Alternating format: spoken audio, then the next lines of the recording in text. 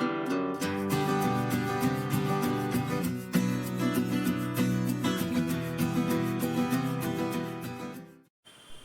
Guys, welcome to our YouTube channel target IT JEE NEET. तो guys, तो आज हम बात करेंगे myth versus fact related to JEE Mains. तो चलिए वीडियो शुरू करते हैं। तो हमारा एक मिथ है कि केमिस्ट्री या तो एक इजी सब्जेक्ट है या तो केमिस्ट्री एक बहुत स्कोरिंग है।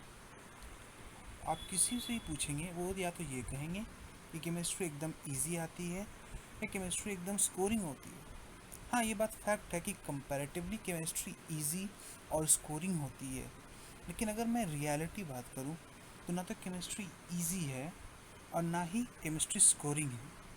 हो सकता है आप इसको सुन के शॉक हो, क्योंकि केमिस्ट्री में एक कंडीशन आपको फुलफ़िल करना पड़ता है, तभी आप केमिस्ट्री को इजी या स्कोरिंग बोलते हैं। और वो कंडीशन है यू नो द आंसर। जब तक आप केमिस्ट्री में आंसर को पहले से नहीं जानते हैं तब तो आप कुछ नहीं कर सकते हैं। कुछ लोग कहते हैं कि केमिस्ट्री की कुछ क्वेश्चन विद इन 10 सेकंड्स हो सकते हैं। वो तब हो सकते हैं जब आप उनके आंसर को पहले से जानते हैं, और अगर आपको उनके आंसर का कोई आइडिया ही नहीं है तो सच बताऊं तो 3 घंटे भी कम पड़ जाएंगे। तो चलिए मैं आपको अपनी बातें को प्रूव करता हूँ। तो यहाँ एक क्वेश्चन है जिसमें कहा गया है find the number of chiral carbon chiral centre. Basically मैं यहाँ पे कार्बन की बात करूँगा। अगर जिन लोगों को नहीं पता है कि कायरल कार्बन क्या होता है तो मैं बता दूं। जैसे ये सी है, अगर मैं इससे अलग अलग फंक्शन ग्रुप अटैच कर देता हूँ। चलिए मैं दूसरा कलर इस्तेमाल कर लेता हूँ। जैसे ये ए है, ये बी है, ये सी। यहाँ पे ये सी मैंने लिखा है, इसे आप कार्बन से अंडर मत करिएगा, कंफ्यूज मत होइएगा। और यहाँ पे ये डी है।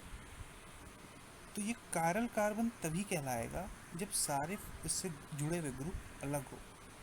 तो अब देखिए क्वेश्चन क्या कहा है। क्वेश्चन कहा है find the number of chiral centre. मैं फिर बता दूं, मैं यहाँ पे कार्बन की बात कर रहा हूँ। तो आप बोलोगे कि इसमें क्वेश्चन में ऐसा है क्या। अब मैं एक बात और पहले बता दूं, जैसे ये स्ट्रक्चर जो आपको दिया हुआ है ना, इसे बोलते हैं एस्पार्टेम। अब जिन लोगों को नहीं पता मैं ये बता दूं, एस्पार्टेम एक स्वीटनिंग एजेंट जैसा काम करता है। इसके बारे में मैं और आप इसे इन्वायरमेंटल केमिस्ट्री में पढ़ेंगे। देखिए, तो इस क्वेश्चन में ऐसा कुछ खास नहीं है। आप चाहे तो इसे 2 मिनट में आराम से बन सकता है। लेकिन ये क्वेश्चन जो 2019 या शायद 2020 में आया हुआ है, देखने में तो ये क्वेश्चन इजी लग रहा है, लेकिन वहाँ एक्चुअल क्वेश्चन में ये स्ट्रक्चर ही नहीं दिया था।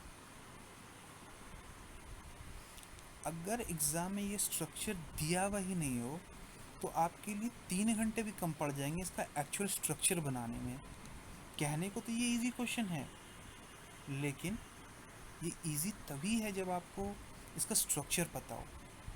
चलिए अब मैं आपको एक और प्रूफ दिखाता हूँ जो ये प्रूफ करता है कि ना तो केमिस्ट्री एक स्कोरिंग सब्जेक्ट है। जैसा कि आप देख सकते हैं ना, ये मैंने मैथोंगो का एनालिसिस दिया जुलाई अटेम्प्ट का। मैं चाहता तो मैं अपना भी दे सकता था, लेकिन फिर आप कहेंगे कि आपने अपने हिसाब से उसे मैनिपुलेट कर लिया।